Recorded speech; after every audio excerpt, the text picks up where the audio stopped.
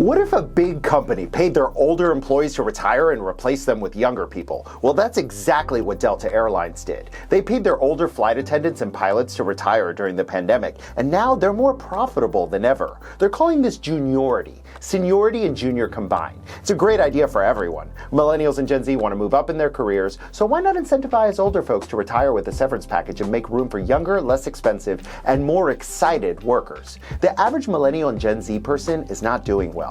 A lot of us live in poverty and the average boomer is worth 10 times what we're worth. So why not give us a chance? Big companies should follow Delta's example and make room for young people to move up. Having younger employees translates into lower healthcare costs, reasonable salaries, and a corporate culture that reflects today's norms. Meanwhile, companies can make more money, cha-ching, and bring prices down for the average customer. Inflation is now crazy, and helping boomers transition into retirement is critical to keeping costs down. Millennials, like me, and Gen Z deserve a chance to thrive. And up until now, we've been playing a waiting game for our parents to finally stop working. Like this video, follow us at boldtv.com, and subscribe to our newsletter, Bold Crypto. I'm David Grasso. See you soon.